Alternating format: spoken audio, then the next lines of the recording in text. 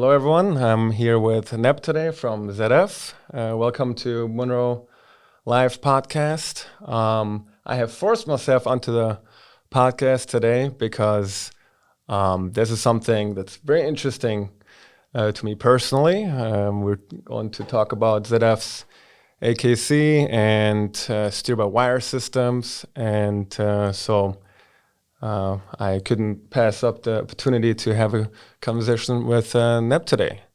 Can you tell us a little bit about yourself, your background, and how you, when and how you got to ZF? Sure. Well, thanks for having me back. It was a great opportunity that we had last time showing the steer-by-wire technology. So I've a little bit about myself. I've been in the automotive industry for actually 10 years this month. Prior to that, I was in the defense industry for about 14 years. I started out of university, or maybe actually even before university. I actually loved cars. So I wanted to be a mechanic. And my father was a journeyman machinist, and he often asked me, do you really want to be 50 years old and, worn out and laying underneath cars, busting knuckles? And I kind of thought about that for a little while, and I ended up going to university to study mechanical engineering. So my first role out of university was in quality assurance.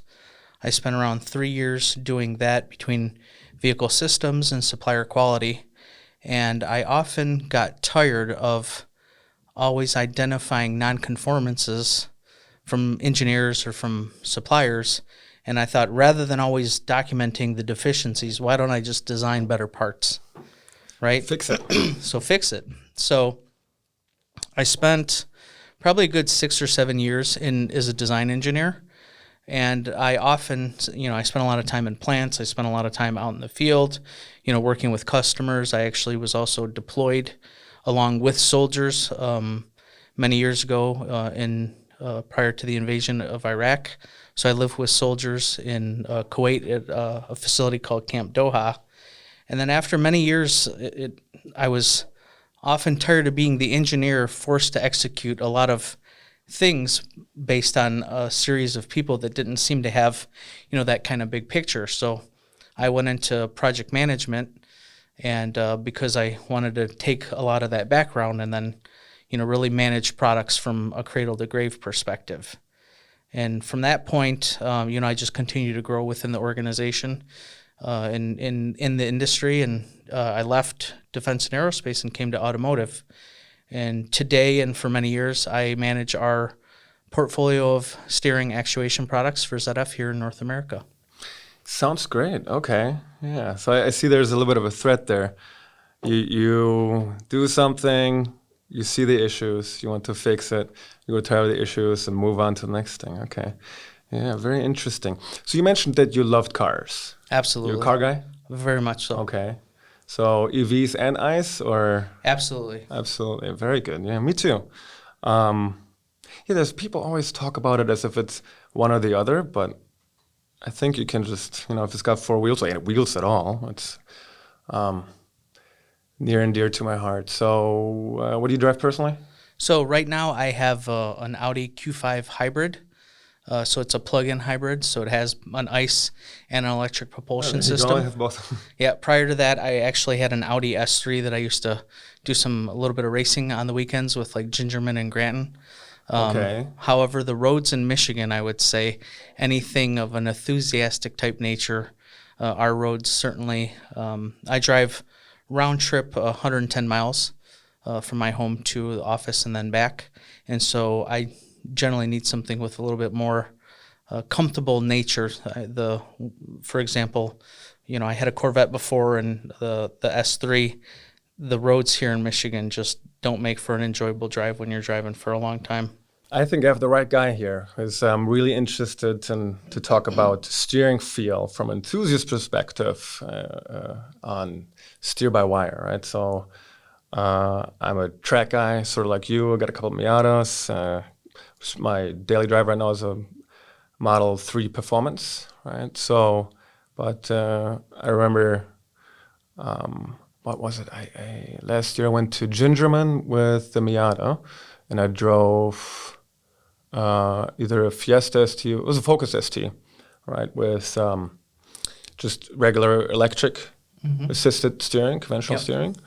And so I'm a little bit of a snob when it comes to feel, right? Like most Miata drivers are, they're not very fast, but they're all, you have to, feel the car and have fun with it going slow. So let's, maybe can you explain a little bit when it comes to steer-by-wire, where do you think, how does it stack up in terms of steering feel, feedback, and creating an intuitive connection to the road for the enthusiast compared to something like hydraulic steering? Yes. Old school, so tactile. I have this discussion and debate with every single client. So I think one of the fortunate things in my position, we face everyone from the new automotive customers, the Detroit 3 European OEMs, Korean, Chinese, Japanese OEMs.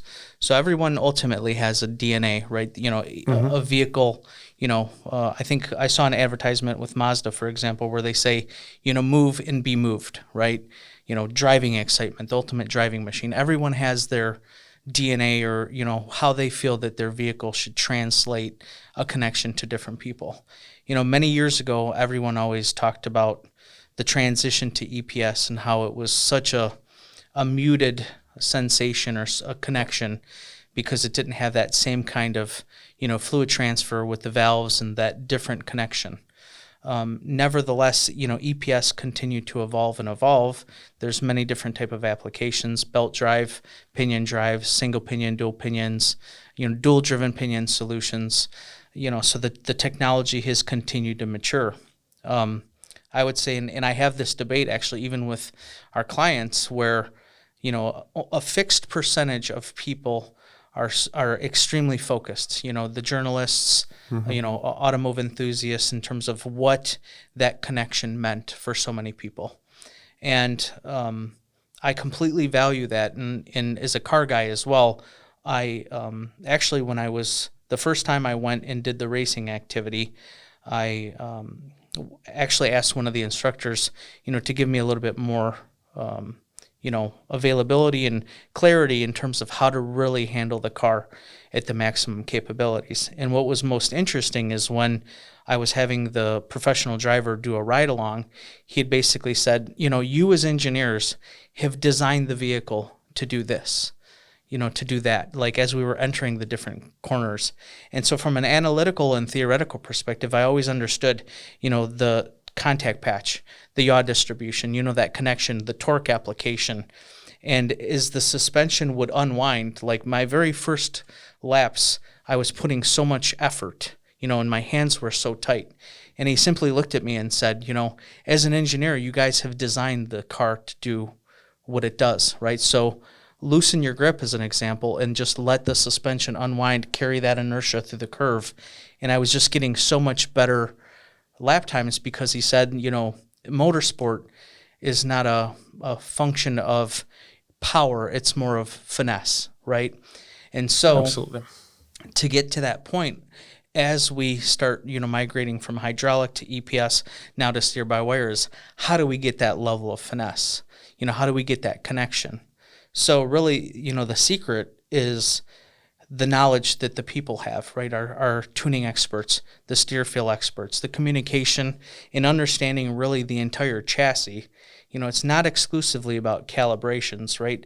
A vehicle is a system. A suspension is a massive system, right? And so all of those different elements of that system kind of combined into what sets that feel capabilities. Now, where I see, also being someone that, kind of continues to evolve as well, I love the sound of a V8. I love the sound of, that visceral reaction, the engagement that you have, from the exhaust, et cetera. But, I've also, even with my own vehicle, when I'm in purely electric mode and I'm just in a driving situation, having that absolute silence, there's such a luxury and civility to just being in such a quiet and comfortable avenue. And the benefit, this is really where I see with the by-wire actuators, is with having, a more legacy type architecture, as we talked about the system, you have a physical connection. That physical connection is great in many regards, but it also restricts you in many regards. Because what we can do with electronics is exponential versus what we can do with individual mechanical variables. Mm-hmm. So at the present moment, and we're doing a number of, engagements and customer events, with a variety of our different steer-by-wire products. And you can see, the pure enthusiasts, we're really starting to chip away at, that mindset, because as we continue to evolve those calibrations and those engagements, even the most seasoned of individuals are starting to acknowledge, wow, this is really, really substantially improving, right? As we continue to use our simulations and our models, as an example, many of our calibrations for vehicles are now released exclusively for the very first initial releases are done exclusively in a drivers in the loop type environment. So we can actually release calibrations. Many years ago when I first started in the industry, everyone was building 200-300 vehicles, crashing them, paying, multitudes of money, exponentially higher costs for a prototype actuator, and then ultimately all of those vehicles were disposed as a pre-development activity. With steer-by-wire, just like with so many of our analytics and simulations, there's not a lot of new invention. Mechanical characteristics, stiffness, contact patches, friction characteristics, the chassis dynamics. The more and more we model that, the more and more we have available, so that we're saving everyone money. So does a steer-by-wire system help the OEM to streamline and simplify that aspect of vehicle development, that you need less let's say iterations and prototypes on your steering system? So it can. What I always say, the problem with steering is there's a lot of steering engineers that are designing the systems. So that's a blessing and a curse in some regards, because we do things a lot often the way that things have been done just because this is the institutional knowledge. One of the biggest benefits that I see with the by-wire actuation is that the vehicles have so much intelligence already native to the vehicle that we add so much additional layers of redundancy in each individual actuator, but there's so much intelligence that exists in the rest of the vehicle that you can, incorporate that knowledge. As an example, as we talked in our last session, safety is absolutely at the core of everything that we do. And oftentimes there's a lot of redundancy, depending on each individual customer, about how much redundancy you need to add into each individual situation for like a fail-safe condition, right? As an example, though, you can brake by steering, right? So do you have to add such high levels of redundancies for multiple failure points, double, triple redundancies, when you have additional capabilities that you have on your vehicle that can actually, step in for that? And it's truly a fail-safe because it's not in that same central failure mode point, as an example. Mm-hmm. So as far as I understand, I think that the standards surrounding steering systems are somewhat self-imposed by the automotive industry. I guess, one, is that correct? And two, do you foresee that there's going to be some type of regulatory oversight from the governing bodies? Yeah, absolutely. I mean, we and our customers have an absolute obligation, right, to meet all of the NHTSA requirements. We use ISO 26262, as we go through our quality process and our safety process.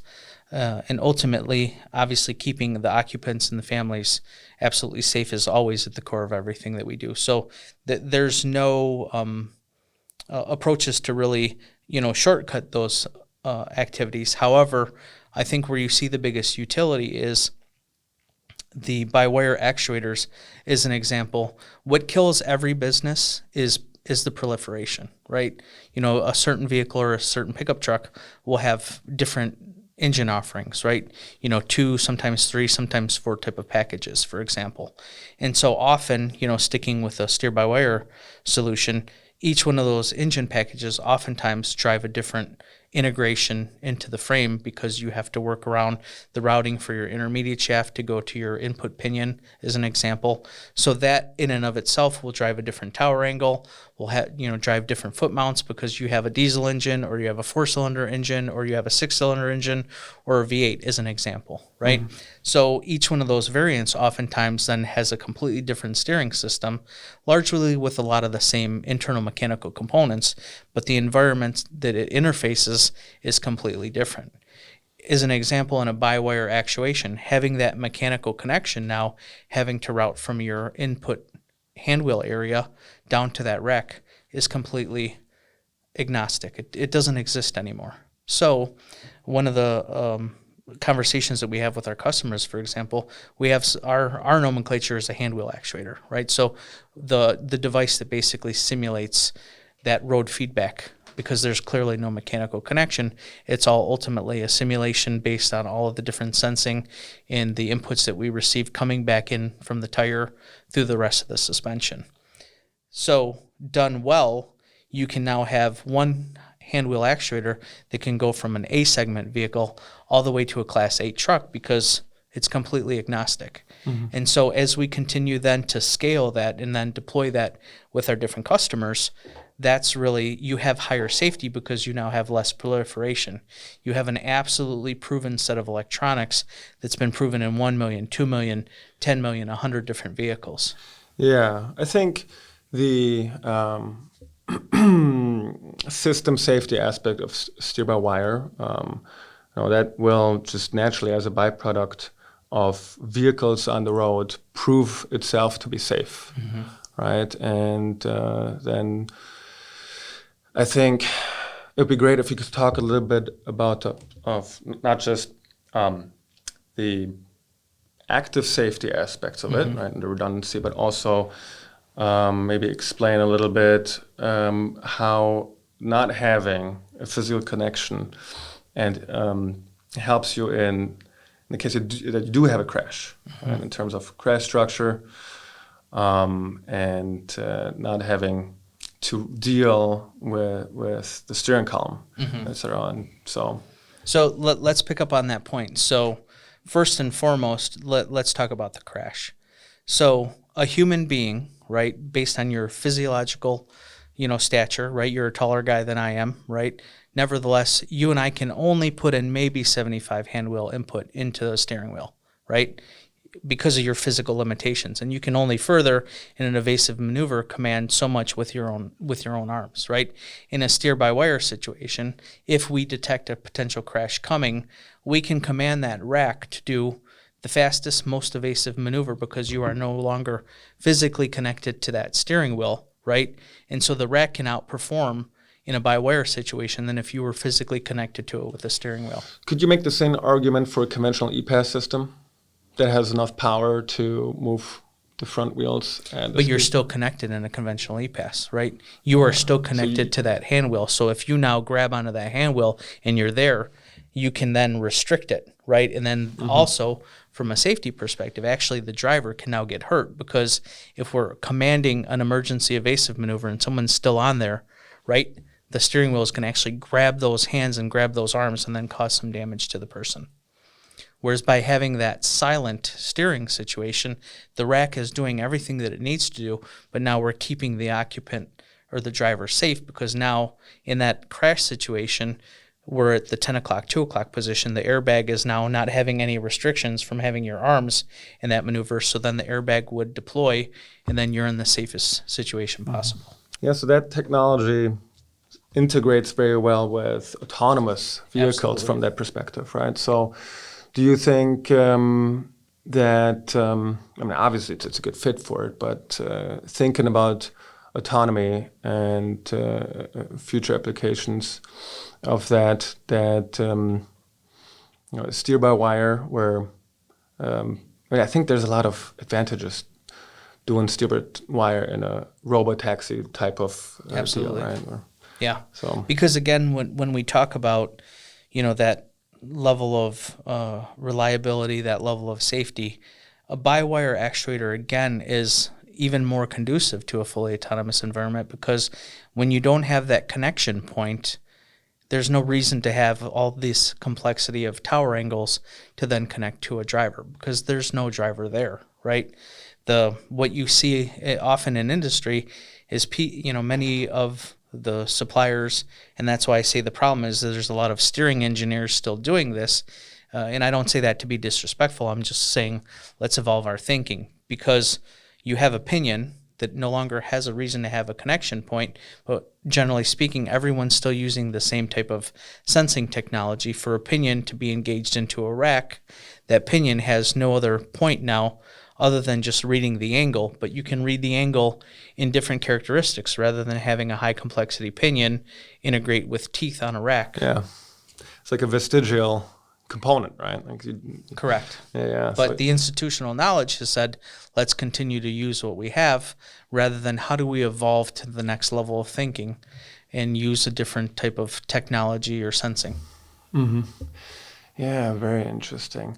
And I guess a lot of this can be translated to rear-wheel steering as well, right? Absolutely. I mean, rear-wheel steering inherently is steer-by-wire, or at least modern systems in the past decade or so. Would you say that ZF's work on rear steer systems has essentially paved the way for steer-by-wire on the front axle? So, as you said, our active kinematics control system has been steer-by-wire since 2013. So, many people say, "Oh, steer-by-wire is new. Steer-by-wire is new."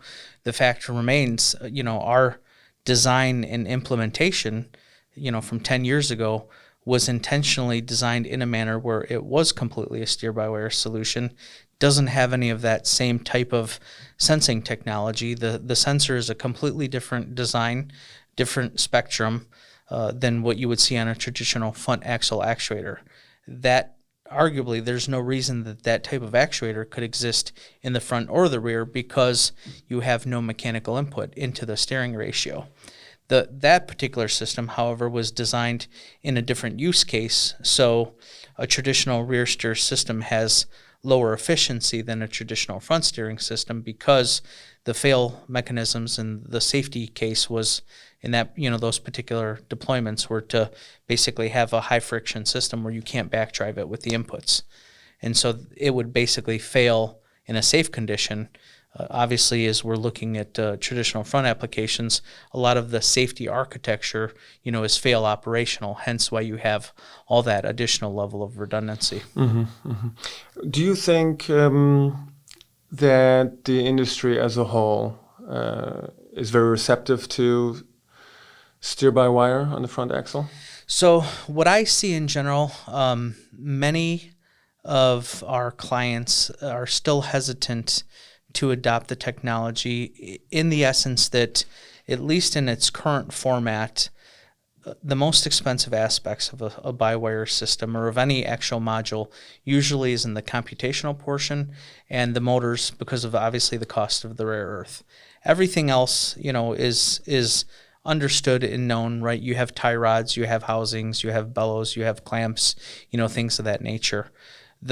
Generally speaking, I would say anywhere from 48 to 60% of the bill of material cost is associated with that electronics, mechatronic type unit is how we call it, right? So you have the mechanical, electrical interfaces, the software is deployed to that area.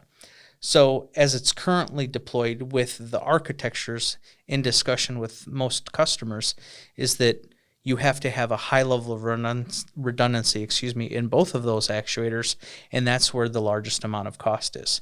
So if you were to look at, common automotive vernacular, you have a column drive application, right, where the smaller segments have that power mechanism up in the dash area, and then you have, an EPS, electrically powered steering system, that has a motor down at the rack portion.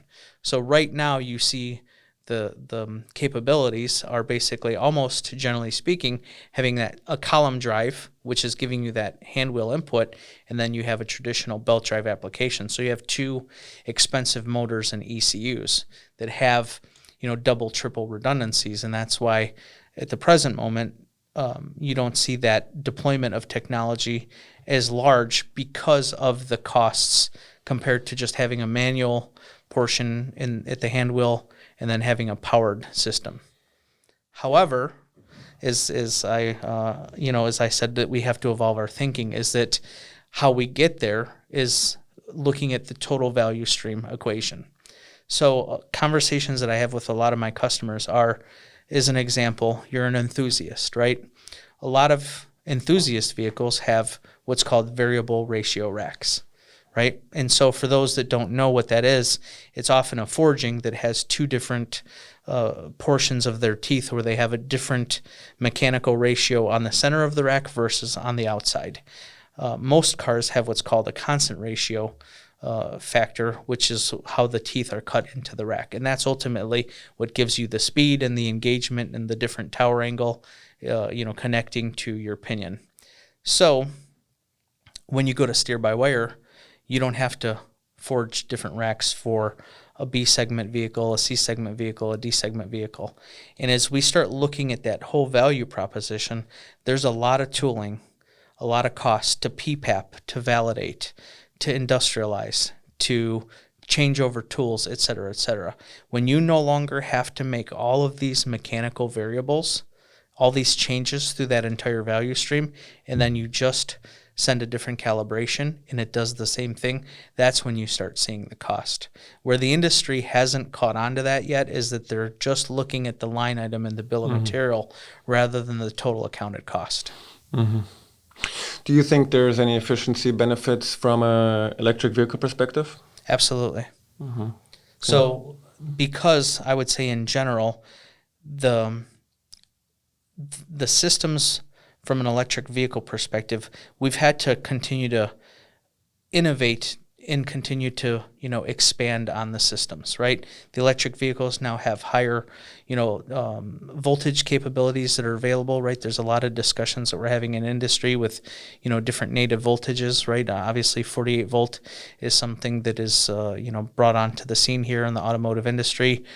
Some of our commercial applications based on European standards have 24 volt applications, and the industry, I believe, is going to continue to migrate to higher voltages, as we continue to evolve. And so what does that, relate to? Obviously smaller wire diameters, right? Higher efficiencies, less weight in the vehicles and the systems. So but is there anything you can do? So maybe this is a question for rear steering, right? I think as when we discussed last time, there's some potential efficiency benefits in terms of reducing rolling resistance if you have individual left, right-hand side actuators for your rear. But is there anything like that on the front where you have more control over not more control, but is there anything that opens up to reduce losses? Obviously, if you're running a hydraulic pump, correct, right? That's a loss. That's just sapping energy all along. But compared to conventional e-pass versus steer-by-wire, is there any benefit to be had for an EV? So at the moment, I would say conceptually, or from a data perspective, the redundancy and having that, additional duplicity is the answer would be no, right? Because you now have, multiple electronics, so you always have a constant draw of current, even microcurrent, right, to just continue to communicate between, the master actuator and then the secondary actuator, right? So you have a primary, you have a secondary, so you're always having to keep two individual actuators. Certain deployments have that duplicity in the same controller, so then you're at least running the wire to that same ECU, whereas other adaptations have two individual ECUs, so now you're just running the current and the power to two different contained units. But at higher voltages, those losses would be proportionally smaller, right? Correct. So it becomes less of an issue. Yeah. Correct. Yeah. So let's talk a little bit about your rear wheel steering systems, right? So maybe you can explain to the viewers, you have two different types. Yes. Right? One's just a rack, and one does individual steering. So absolutely. So the AKC system actually is what has been my primary focus for many years. Obviously now I'm working on all of our steering products. Our active kinematics control solution came in and still comes in two different configurations. One called the dual actuators, where we basically have replaced a link within the suspension and then put actuators. These have previously been deployed primarily in enthusiast vehicles. We also have a central actuator. We are on basically our second generation. We have basically 4 different generations. Our first generation, then an interim generation we call 1.5. We have our second generation, and then we have a heavy-duty version of it. So that ultimately launched originally for our dual actuators in 2013 with the Porsche client. That particular technology resulted in, as they evolved that platform with some of the suspension changes and propulsion changes, resulted in a 10-second Nürburgring lap time reduction. Because when you think about it, as you're going through the Nürburgring, which is something I've not done yet, it's a bucket list. I would love to visit and go drive it. This is like a total goal of mine. So to actually take and look at that yaw, so I quantify this in terms of the yaw gradient, right? So as you're entering and exit every single curve, right, maintaining that ideal contact patch and not losing speed because of the yaw contribution of the vehicle, maintaining that center of gravity portion and that contact patch, that helped us basically really maintain, ideal trajectories for entry and exit of each corner.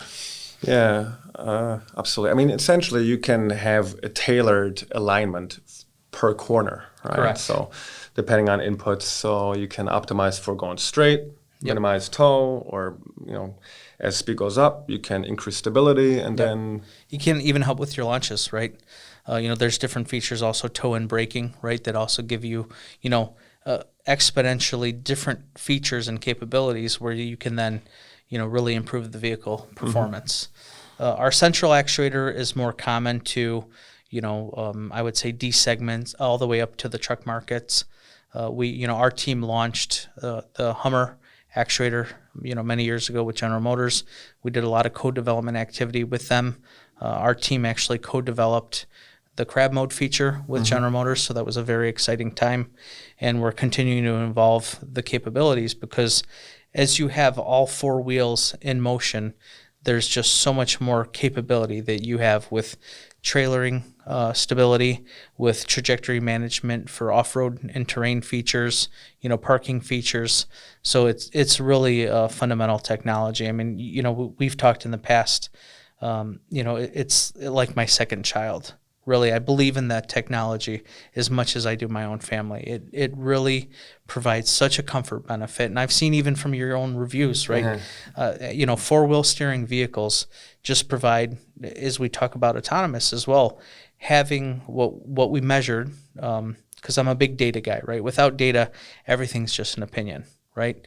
So we've measured up to a 68.7% yaw reduction in vehicles with using the 4-wheel steering. So as you're driving in all these different features and scenarios, having your head not move, your body not move that much more really improves driver comfort, passenger comfort, any of the occupant comfort, capabilities. So it really is a more, let's call it civilized ride. And then on the flip side, it's not just about comfort, right? As we talked about the enthusiast market, right?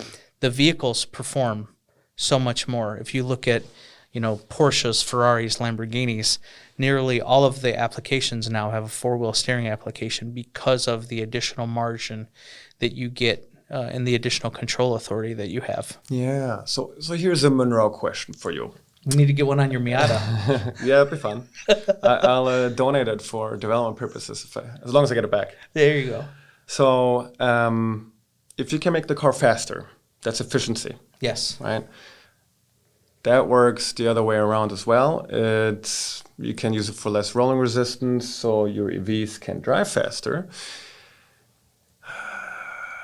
Do you think that the efficiency increase with individual actuators on an AKC system can reduce battery costs to pay for the system? I would say conceptually, anytime you can, as a system, improve efficiency for the full vehicle, right? Obviously, there's some improvements that you have. So, however, I don't have any data to quantify that, so it would only be speculation. Like I said, I'm a data guy, right? Anything's an opinion. So, I'd have to work with our modeling team, right? We have a very extensive simulation team, but I would say conceptually, it's clearly logical that you can. Yeah, directionally speaking, it's clear, right? So, but in our experience, that'd be one way to sell it to the OEM if the data turn out that way, right? So,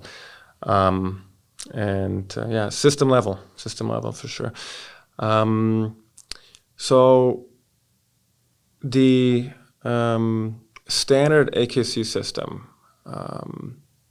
That is on the Hummer, correct? You mentioned? So our heavy-duty version is deployed into many of the battery electric applications, electric truck applications, and our standard version is deployed anywhere from D-segment sedans and vehicles all the way up to F-segment, premium sedans, S-Class, MyBox, et cetera. Mm-hmm.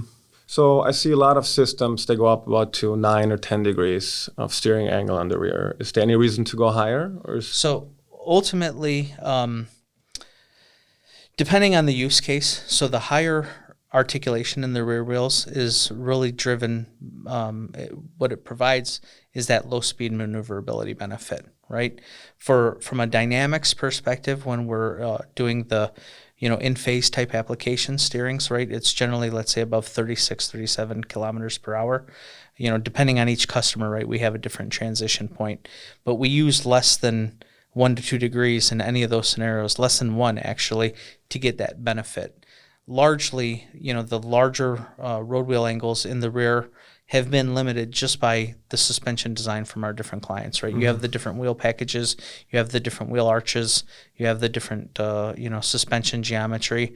So that's ultimately what's limited thus far. We can take the system up to 45 millimeters of displacement. Right now, the most common application is around 32, but we're continuing to evolve the system to bring more margin. But ultimately, it's really a discussion with our clients based on their architecture. So we've talked a little bit previously, and you have hinted to how you collaborate with OEMs and really integrate with them to bring these systems to market and improve on, speed, speed to market, quality, etc. So can you talk a little bit about, maybe you can name names, maybe you can't, but how those collaborations help you and what that's like from your perspective to work with the OEMs?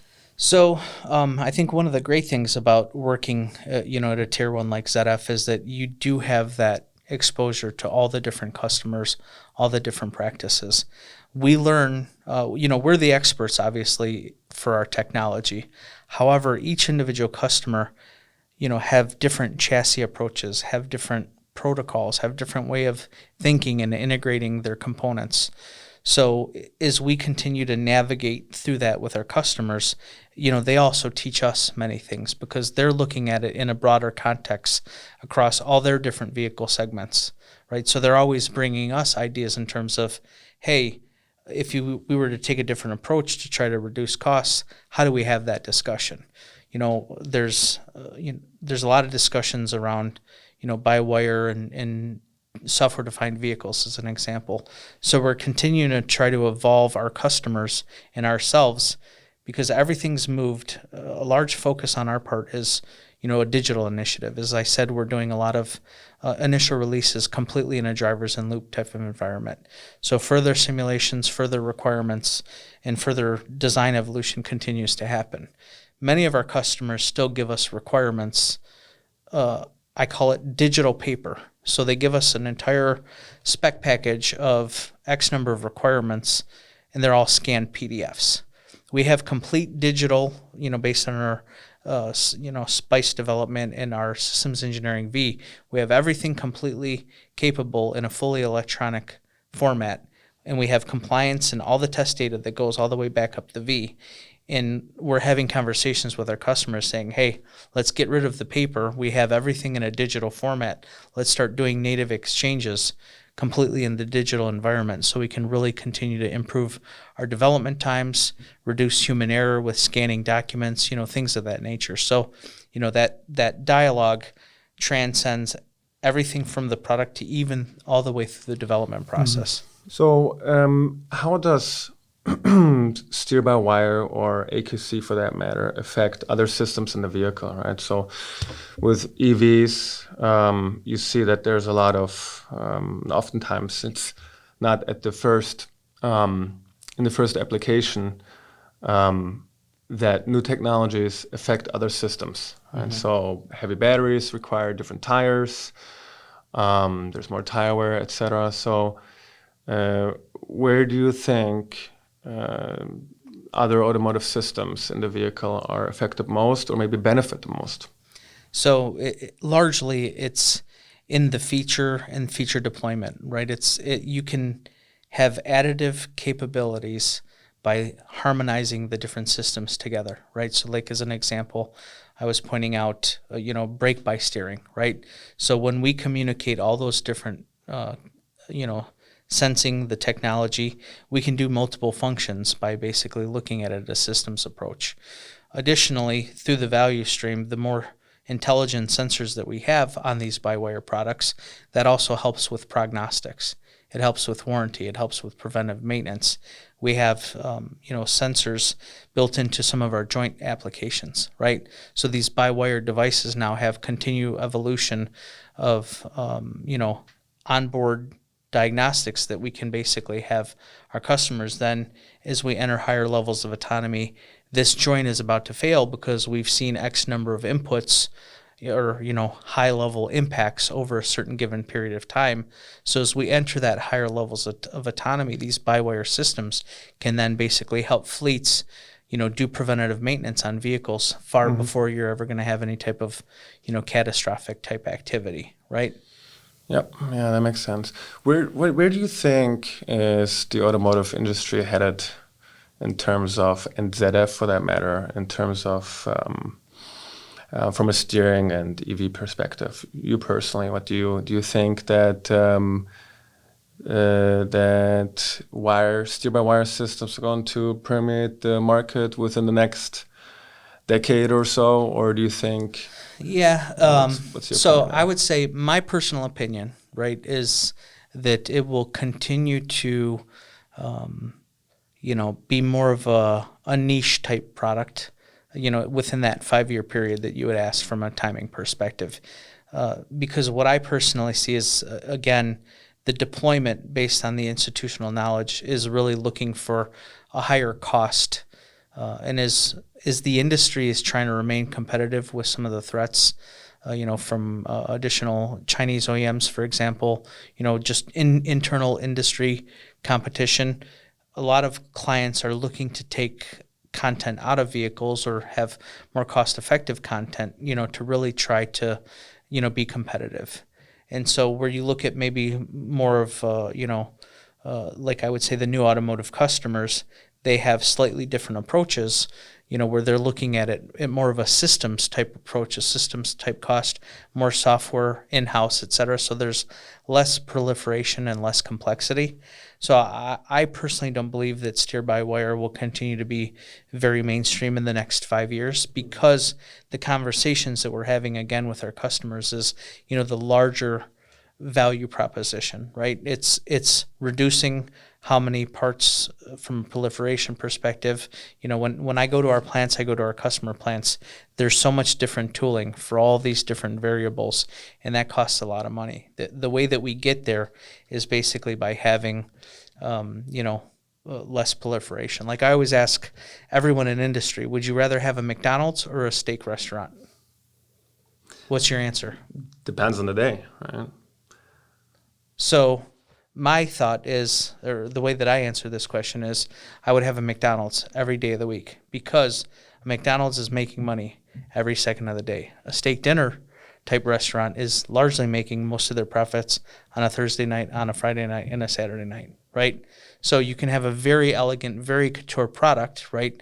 but the demand for it is not at as high a frequency.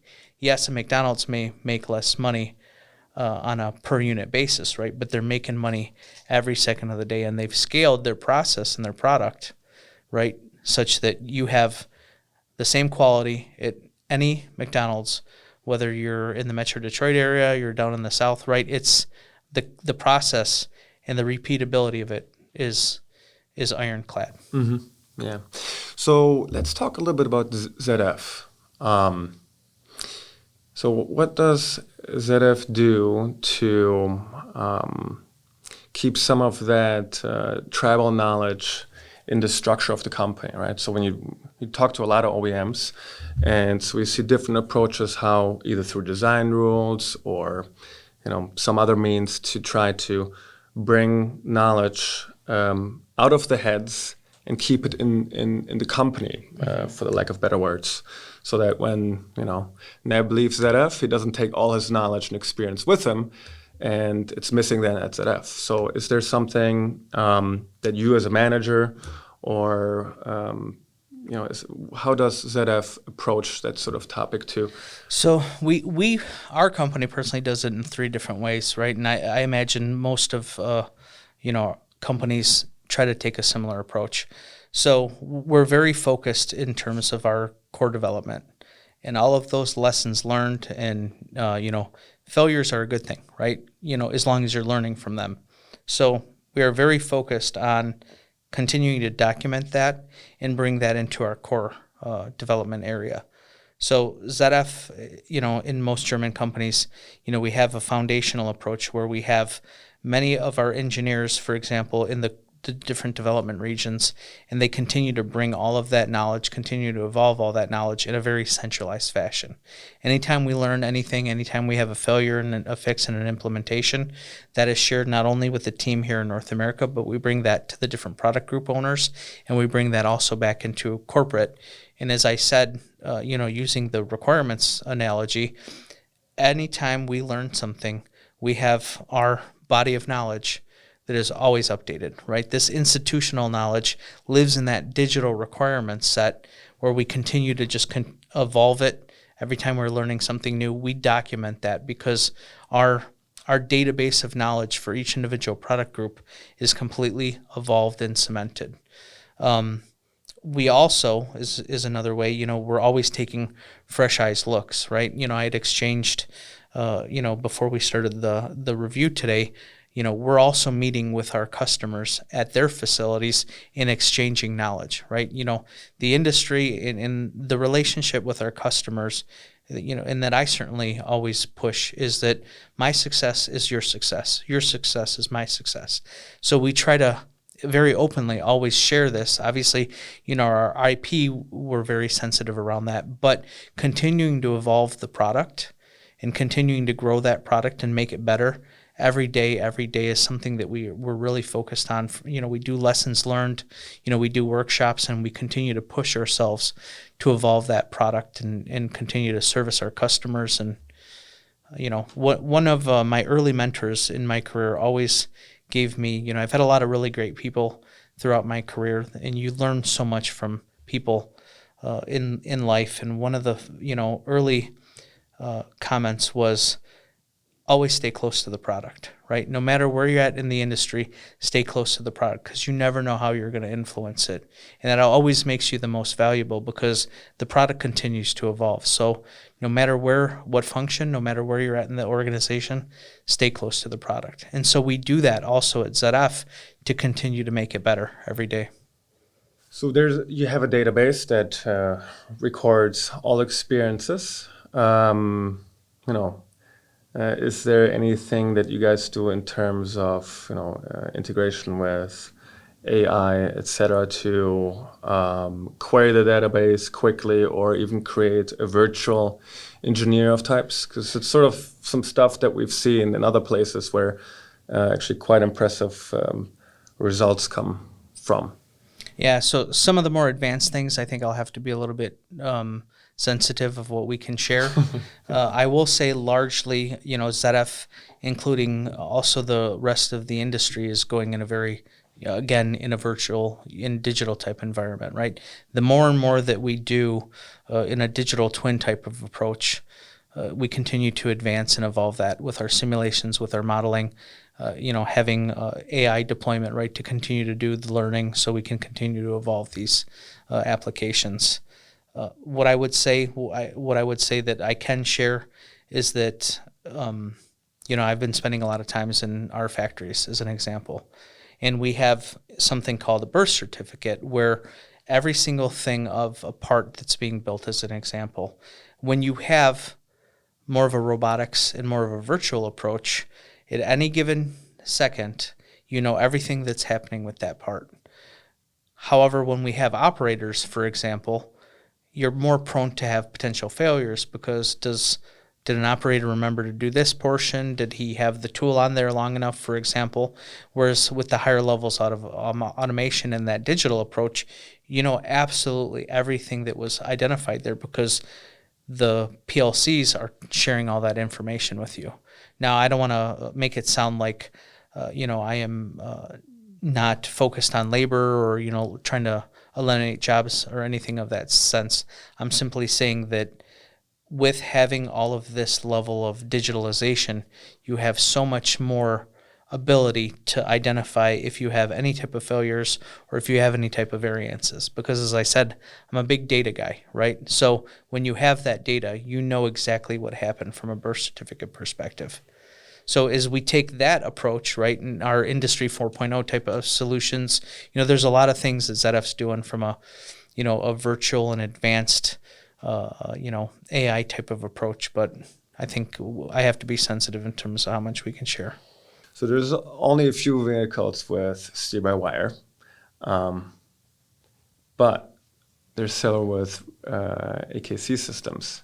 I don't know how many you can mention, but which one is your favorite if you had to take it home today? So that's a tough question, right? Because I obviously I remember the chart. I don't know if we can say out loud, but I saw a lot of cool vehicles. Love, all of our customers the same. I would say for me, from a, just from my personal perspective, right? If I were to take my own money and spend my own money, for a sedan perspective, I would personally, right? This is just Neb, not Neb, ZF, etc. I would procure the Audi RS6 wagon, Avant wagon, because I just think that's the ultimate sleeper dad mobile, right? So for me, that would be really cool. And then from a truck perspective, just because it's close to my heart, I actually led as a program manager the Hummer development. I would procure that vehicle. Then from an SUV perspective, there's a new vehicle coming out from one of our clients that is, probably the most comfortable, most luxurious application. So I can't talk about that because it's not in full production yet, but that would be the SUV that I would get. Is it coming out soon? It's coming out soon. Is it American? Yes. I think I know what it is. Okay. Yeah. Those are good choices. Yeah, I do like the R6 Avant, very, very European, right? Yes. Autobahn Stormer, right? It's pretty fun to drive, right? With 300 clicks. Yeah. What would yours be? Yeah. Mine? Well, I'm not sure exactly where they all are, but I can talk freely because I don't know if it's your system or not, right? So, vehicles that have rear wheel steering. I just watched a review by Haggerty on the new, oh my God, I can't say it, the A12 Superfast Successor, which is in Italian. It's 12-cylinder, whatever it is. Have you seen the vehicle? Mm-hmm. And I have a suspicion who makes that, but we can't be sure. And so I take that, or actually I'd probably take the A12. I think it looks better. I don't need the newest thing. Mm-hmm. Any 12-cylinder Ferrari will do, and with rear-wheel drive, rear steering. I think that'd be pretty cool. For a daily driver, I think I'm a Cybertruck fan. I think that'd be, Sandy's got a Cybertruck, and and So I've driven it a few times, and something about it I really love. I think it's just the approach of throw everything out the window. We're going to do it differently, right? Yeah. So I really appreciate for that, even though I'm not a truck guy, right? So, but it'd probably be these two. Yeah, and 911s always, because Germany, right? Yes, yep. Yeah, I didn't put an enthusiast vehicle in there, but yeah, I'd say it'd be a tough one between, the Porsche or, a Ferrari or Lamborghini for that matter, right? Yeah. To be honest with you, I've not driven any of them in a comparable fashion to such a state that I could say I would really prefer one over the other. So nobody lets me drive their Ferrari either. Yes. So I'm just assuming things, right? Yeah, I have many times, asked our executive team, right, for a pool car, right, for us for demonstration purposes, but it is yet to be approved. Yeah. So here's something I'm curious about. There's several technologies that essentially attempt to add more controllable parameters to steering, suspension. I've recently seen a Lamborghini patent that had a toe adjustable knuckle. I don't know if you've seen it. And I think they even did some track testing with it, and also, I can't quote the seconds, but it was significantly faster than the same car. I think it was a Huracan without the adjustable knuckles. And so are there any technologies that you're aware of that might be just at a patent stage, a development stage, from competitors, from ZF, that are sort of complementary or in the same sort of category as the stuff that we've talked about today? And it's probably a question that's tough. Can't give away your IP here. Yeah. But so it's something that's super interesting. Adjusting my seat on how I'm going to formulate the response to this one. So anything that obviously we look at our competitors, especially with our advanced core development team, in terms of what patents are out there, what's being looked at, and what's being deployed. Anything that's in pre-development from our perspective is nothing I can really talk about. But what I can say, maybe in generalities, is that more electrification of traditional components, traditional architectures, additional intelligence is going to be largely continue to be deployed in a variety of conventional technologies, right? Because, again, the advancement in automation or autonomy, rather, demands more capabilities that maybe the legacy systems don't provide and offer. So as we continue to advance, you're going to see more and more, intelligence and less, I think stovepiping is maybe a good term for it, where you see a lot more of an approach for a software-defined application, right? Yeah, there was a lot of good information. I really appreciate your time, Neb, and hopefully you come back sometime soon. Oh, absolutely. Maybe with more secrets to reveal. So yeah, I don't know about that. We have our communications team here. They're very diligently working on keeping me honest here. But no, as said earlier, right? I mean, I really enjoy the industry. I enjoy people that are passionate about it. Continue to challenge, every engineer, every operator, right? Again, there's a movie that my son watched many years ago when he was a little guy. I don't know if you've ever seen it, the Bee Movie. It's like a Jerry Seinfeld thing, but the reason why I bring it up is that there's a comment that is said in that movie that even though it's a kid's movie, it resounded with me. And the comment is, the bee colony, everyone relies on every individual, job in the hive, right?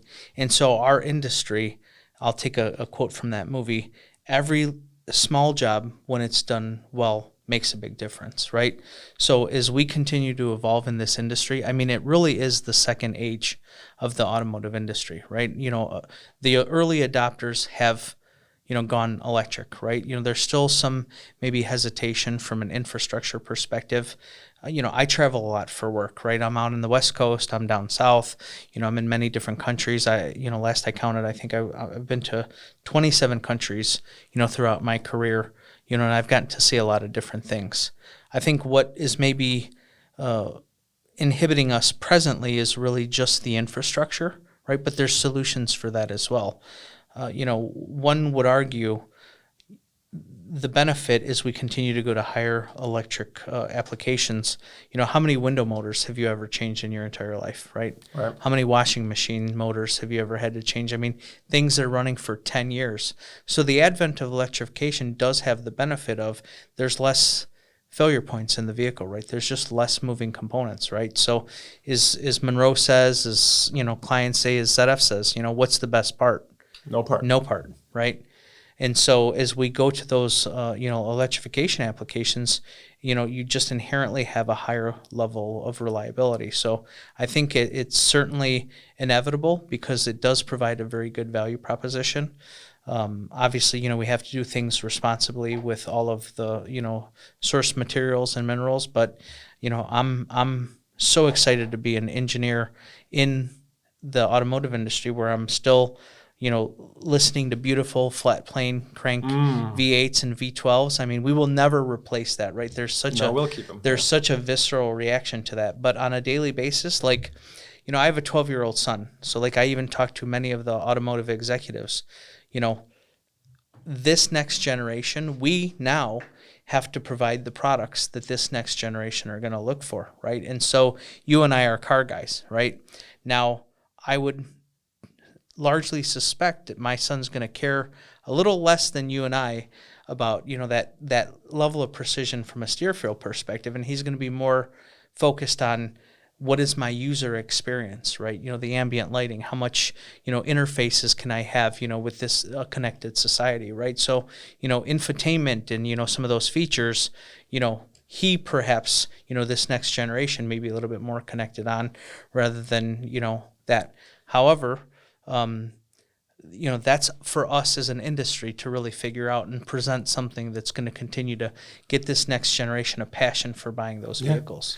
Yeah, absolutely agree. I think we're lucky, right, to be engineers in this time, right? So, and with that comes the responsibility to make it fun, right? Absolutely. And enjoyable. And so I think that's a great note to end on, right? So again, thank you very much for taking the time out of your day on a Friday and sitting down with us. So, thank you very much, Neb. Look forward to it. Again, thanks. Yeah, thank you.